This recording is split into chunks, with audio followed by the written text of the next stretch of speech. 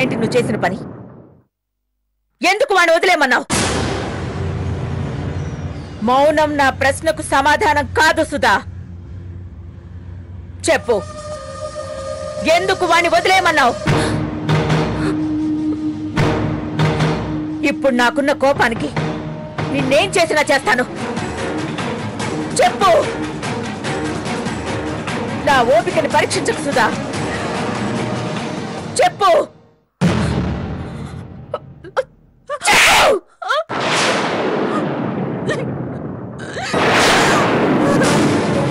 ఏంటి? చెప్పవే.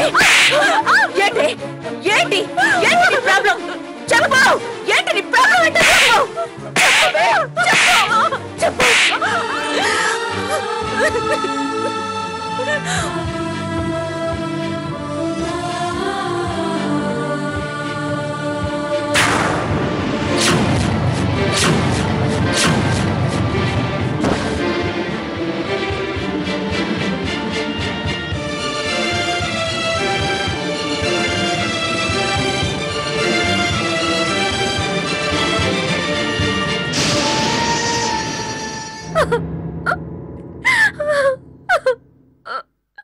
శ్వేత, ఏం జరిగిందో చెప్పకుండా అలా ఏడిస్తే నాకెలా తెలుస్తుంది?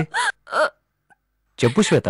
లేక నిన్నెంత హింసించినా తను ఒక ఆడపిల్ల కదా అని పలకరించడానికి వెళ్తే నాకు చాలా బాగా మర్యాద చేశారు.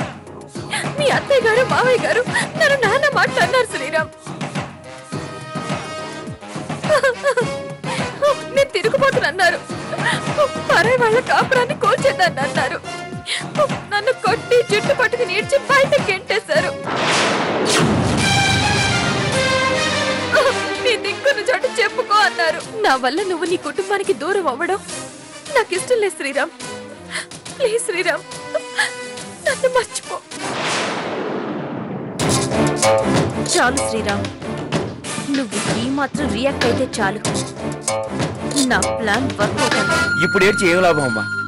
ఆవేశాన్ని ఆపుకుని ఉంటే ఇప్పుడు ఈ పరిస్థితి వచ్చేది కాదు కదా. ఏంటన్నా మీరు అలాగే మాట్లాడతారు?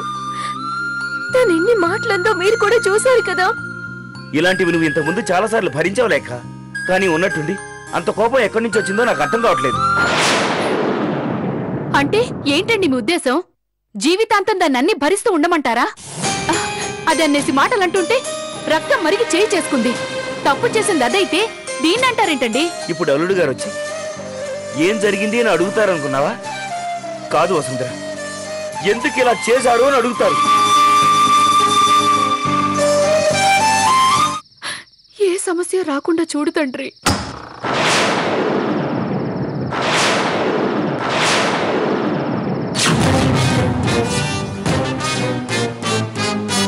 శ్వేత ఇంటికొచ్చిందా?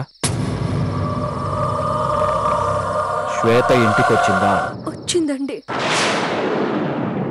నేనే తన మీద చేయి చేసుకున్నాను.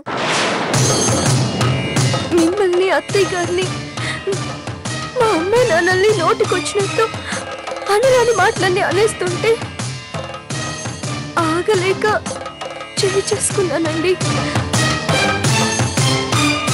తప్పెవరు చేసినా శిక్ష అనుభవించాల్సిందేనండి.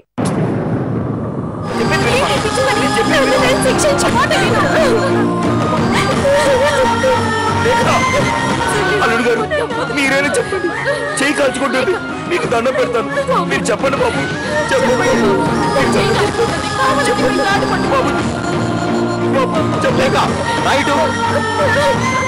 వద్దండి, తప్పు చేసి నాకు శిక్ష పడాల్సిందే.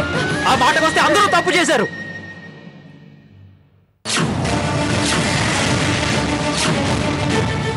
నువ్వు అలా మాట్లాడటం తప్పు, నువ్వు చేయి చేసుకోవడం తప్పు, అత్తయ్య గారు మావయ్య గారు శ్వేతం తిట్టడం తప్పు. ఎవరు ఏం చేస్తున్నారు, ఎందుకు చేస్తున్నారు నాకేమీ అర్థం కావట్లేదు. అత్తయ్య గారు, తన చేతికి ఏదైనా ఆయింట్మెంట్ రాయండి.